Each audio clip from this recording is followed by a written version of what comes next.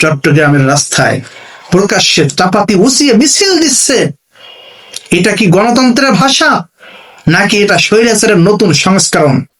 যদি আপনার কর্মীরা মনে করে চাপাতি দিয়ে তারা রাজপথ দখল করে রাখবে, তবে তারা বোকার স্বর্গে বাস করছে। দেশের সাধারণ মানুষ কিন্তু এই দৃশ্য দেখে ভয় পায় না, বরং ভেতরে ভেতরে ফুঁসে উঠছে আপনাদের বিরুদ্ধে। ফ্যাসিবাদ বিদায় করার মানে এই নয় যে এক দল যাবে আরেক দল এসে চাপাতির ভয় দেখাবে জনগণকে।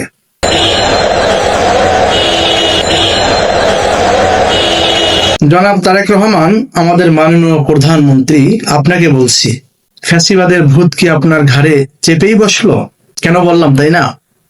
মাত্র 2 মাস, এই তো সেই দিন রাজপথ ভিজেছিল ছাত্র জনতার রক্তে।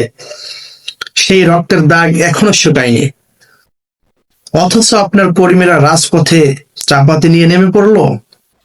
চট্টগ্রামে যে চাপাতি শো দেখালো আপনার দলীয় কর্মীরা, এর মানে কি বলেন? আপনি আসলে কি চান? আপনি কি শান্তি চান, নাকি নতুন কোন আতঙ্কের রাজনীতি আপনি কায়েম করতে চাচ্ছেন? পরিষ্কার করুন। ইতিহাস বড় নির্মম। আমাদের মাননীয় প্রধানমন্ত্রী তারেক রহমান, আপনি কি ভুলে গেছেন সেই দিনগুলোর কথা?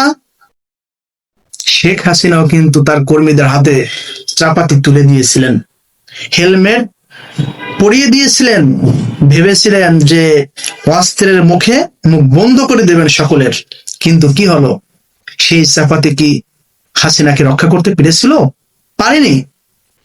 যখন জনগণের দেয়াল পিঠ থেকে যায়, তখন কোনো চাপাতি বা কোনো বুলেট গদি রক্ষা করতে পারে না। আপনি কি সেই একই রাস্তায় হাঁটছেন? 2 মাসের মাথায় দলীয় ক্যাডারদের রাজপথে অস্ত্রের মহড়া দেওয়ার লাইসেন্স কে দিল? মানুষ রাজপথে নেমেছিল কি জন্য? নেমেছিল তো একটা বৈষম্যহীন শান্তিময় দেশের আশায়।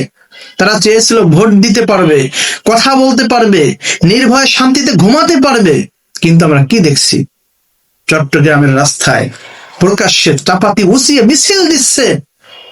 এটা কি গণতন্ত্রের ভাষা, নাকি এটা স্বৈরাচারের নতুন সংস্করণ?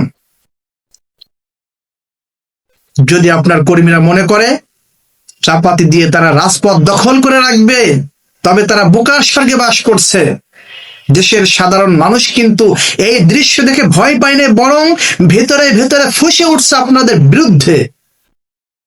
ফ্যাসিবাদ বিদায় করার মানে এই নয় যে এক দল যাবে আরেক দল এসে চাপাতির ভয় দেখাবে জনগণকে। জনাব তারেক রহমান, আমাদের মাননীয় প্রধানমন্ত্রী, সময় থাকতে আপনার কর্মীদের লাগাম টেনে ধরুন।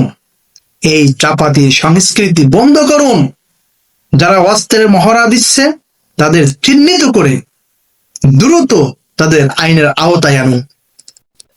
মনে রাখবেন, আজকের দিনটা আপনার হতে পারে, কিন্তু ইতিহাস সবসময় জনগণের পক্ষে কথা বলে। ক্ষমতা চিরস্থায়ী নয়, কিন্তু কর্মফল চিরস্থায়ী। অস্ত্রের ধার দিয়ে নয়, ন্যায়ের শক্তি দিয়ে মানুষের হৃদয়ে জায়গা করে নিন। দর্শক, আপনারা যারা আমার এই ভিডিওটি দেখছেন, আপনাদের কাছে আমার প্রশ্ন, আমরা কি এই চাপাতি বাহিনী দেখার জন্য বিপ্লব করেছিলাম? রাষ্ট্র কি আবার সেই পুরনো অন্ধকারে ফিরে যাচ্ছে? আপনাদের মতামত কমেন্টে লিখুন, আর এই ভিডিওটি শেয়ার করে কর্তৃপক্ষকে জানিয়ে দিন যে সাধারণ মানুষ কিন্তু আর কোনো চাপাতি লীগ দেখতে প্রস্তুত নয়।